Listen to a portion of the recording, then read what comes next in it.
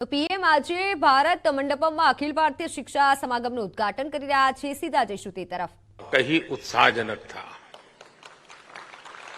और मैं आप सबसे भी आग्रह करूंगा कि कार्यक्रम समाप्त होने के बाद जब मौका मिले तो जरूर वहां जाकर के इन सारी गतिविधियों को देखें। साथियों, जब युग बदलने वाले परिवर्तन होते हैं तो वो अपना समय लेते हैं। 3 साल पहले जब हमने राष्ट्रीय शिक्षा नीति की घोषणा की थी तो एक बहुत बड़ा कार्यक्षेत्र हमारे सामने था, लेकिन आप सभी ने राष्ट्रीय शिक्षा नीति को लागू करने के लिए जो कर्तव्य भाव दिखाया, जो समर्पण दिखाया और खुले मन से नए विचारों का, नए प्रयोगों का स्वीकार करने का साहस दिखाया, ये वाकई अभिभूत करने वाला है और नया विश्वास पैदा करने वाला है। आप सभी ने इसे एक मिशन के तौर पर लिया है। राष्ट्रीय शिक्षा नीति में ट्रेडिशनल नॉलेज सिस्टम से लेकर फ्यूचरिस्टिक टेक्नोलॉजी तक उसको बराबर एक बैलेंस वे में उसको अहमियत दी गई है। प्राथमिक शिक्षा के क्षेत्र में नया पाठ्यक्रम तैयार करने के लिए, क्षेत्रीय भाषाओं की पुस्तकें लाने के लिए, उच्च शिक्षा के लिए, देश में रिसर्च इकोसिस्टम को मजबूत करने के लिए देश का शिक्षा जगत के सभी महानुभावों ने बहुत परिश्रम किया है। देश के सामान्य नागरिक और हमारे विद्यार्थी नई व्यवस्था से भली भांति परिचित है। वो ये जान गए हैं कि 10+2 एजुकेशन सिस्टम की जगह अब 5+3+3+4 ये प्रणाली पर अमल हो रहा है। पढ़ाई की शुरुआत भी अब 3 साल की आयु से होगी। इससे पूरे देश में एकरूपता आएगी। हाल ही में संसद में नेशनल रिसर्च फाउंडेशन बिल पेश करने के लिए कैबिनेट ने अपनी मंजूरी दे दी है। राष्ट्रीय शिक्षा नीति के तहत नेशनल करिकुलम फ्रेमवर्क भी जल्द ही लागू हो रहा है। मुझे बताया गया है कि फाउंडेशन स्टेज यानी 3 से 8 साल के बच्चों के लिए फ्रेमवर्क तैयार भी हो गया है। बाकी के लिए करिकुलम बहुत जल्द ही हो जाएगा। स्वाभाविक तौर पर अब पूरे देश में सीबीएसई स्कूलों में एक तरह का पाठ्यक्रम होगा। इसके लिए एनसीईआरटी नई पाठ्यपुस्तकें तैयार कर रही है। तीसरी से 12वीं कक्षाओं तक लगभग 130 विषयों की नई किताबें आ रही हैं और मुझे खुशी है कि क्योंकि अब शिक्षा क्षेत्रीय भाषाओं में भी दी जानी है, इसलिए ये पुस्तकें 22 भारतीय भाषाओं में होगी। साथियों, युवाओं को उनकी प्रतिभा की जगह उनकी भाषा के आधार पर जज किया जाना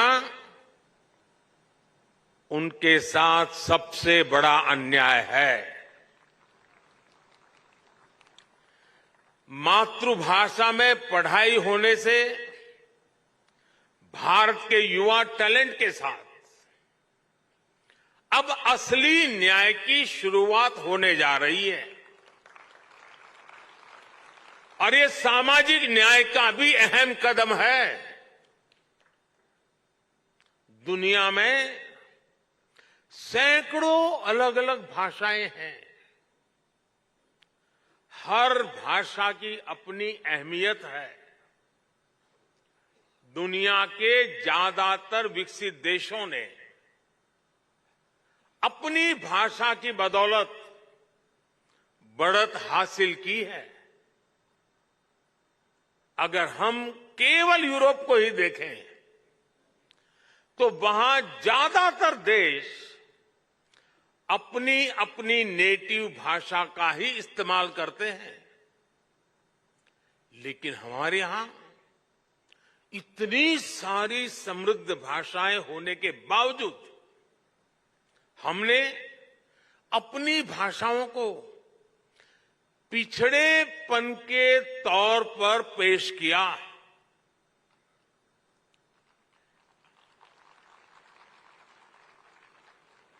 इससे बड़ा दुर्भाग्य क्या हो सकता है? कोई कितना भी इनोवेटिव माइंड क्यों ना हो, अगर वो अंग्रेजी नहीं बोल सकता था तो उसकी प्रतिभा को जल्दी स्वीकार नहीं किया जाता था।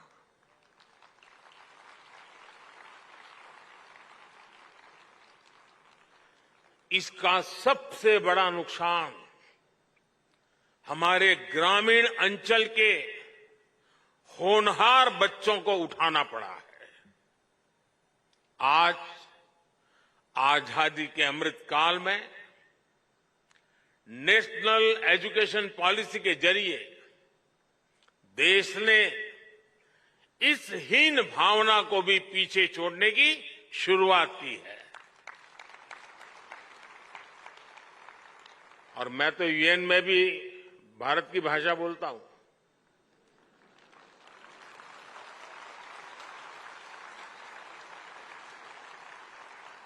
सुनने वाले को ताली बजाने में देर लगेगी।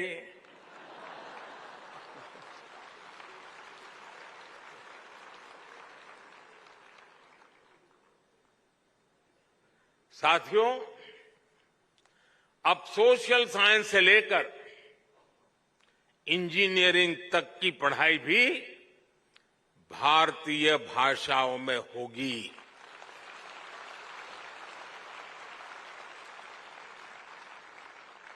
युवाओं के पास भाषा का आत्मविश्वास होगा तो उनका हुनर, उनकी प्रतिभा भी खुलकर के सामने आएगी। और इसका एक और लाभ देश को होगा। भाषा की राजनीति करके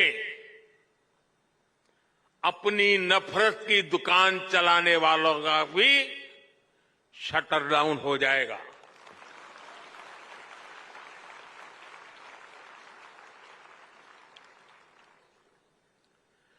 नेशनल एजुकेशन पॉलिसी से देश की हर भाषा को सम्मान मिलेगा, बढ़ावा मिलेगा। साथियों, आजादी के अमृत महोत्सव में आने वाले 25 साल बहुत ही महत्वपूर्ण है। इन 25 सालों में हमें ऊर्जा से भरी एक युवा पीढ़ी का निर्माण करना है। एक ऐसी पीढ़ी जो गुलामी की मानसिकता से मुक्त हो, एक ऐसी पीढ़ी जो नए नए इनोवेशंस के लिए लालायित हो, एक ऐसी पीढ़ी जो साइंस से लेकर स्पोर्ट्स तक हर क्षेत्र में भारत का नाम रोशन करे, भारत का नाम आगे बढ़ाए।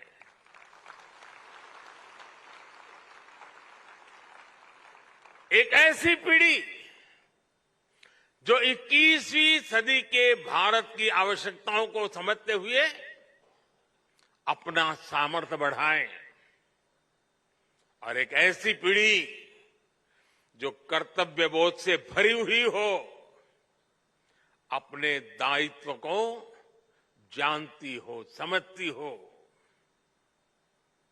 और इसमें राष्ट्रीय शिक्षा नीति की बहुत बड़ी भूमिका है। साथियों, क्वालिटी एजुकेशन की दुनिया में कई पैरामीटर्स हैं, लेकिन जब हम भारत की बात करते हैं तो हमारा एक बड़ा प्रयास है समानता। राष्ट्रीय शिक्षा नीति की प्राथमिकता है भारत के हर युवा को समान शिक्षा मिले, शिक्षा के समान अवसर मिले। जब हम समान शिक्षा और समान अवसरों की बात करते हैं तो ये जिम्मेदारी केवल स्कूल खोल देने मात्र से पूरी नहीं हो जाती। समान शिक्षा का मतलब है शिक्षा के साथ साथ संसाधनों तक समानता पहुंचनी चाहिए। समान शिक्षा का मतलब है हर बच्चे की समझ और चॉइस के हिसाब से उसे विकल्पों का मिलना। समान शिक्षा का मतलब है स्थान, वर्ग, क्षेत्र के कारण बच्चे शिक्षा से वंचित न रहे। इसलिए नेशनल एजुकेशन पॉलिसी का विजन ये है, देश का प्रयास ये है कि गांव, शहर, अमीर, गरीब, हर वर्ग में युवाओं को एक जैसा अवसर मिले। आप देखिए, पहले कितने ही बच्चे केवल इसलिए नहीं पढ़ पाते थे क्योंकि सुदूर क्षेत्रों में अच्छे स्कूल नहीं होते थे। लेकिन आज देश भर में हजारों स्कूलों को पीएम श्री स्कूल के तौर पर अपग्रेड किया जा रहा है। 5G के इस युग में ये आधुनिक हाईटेक स्कूल भारत के विद्यार्थियों को आधुनिक शिक्षा का माध्यम बनेंगे। आज आदिवासी इलाकों में एकलव्य आदिवासी स्कूल भी खोले जा रहे हैं। आज गांव-गांव इंटरनेट की सुविधा उपलब्ध है। दीक्षा, स्वयं और स्वयं प्रभा जैसे माध्यमों से दूर दराज के बच्चे पढ़ाई कर रहे हैं। अच्छे से अच्छी किताबें, क्रिएटिव लर्निंग टेक्निक्स हो, आज डिजिटल टेक्नोलॉजी के जरिए गांव-गांव ये नए विचार, नई व्यवस्था, नए अवसर उपलब्ध हो रहे हैं। यानी भारत में पढ़ाई के लिए जरूरी संसाधनों का गैप भी तेजी से खत्म हो रहा है।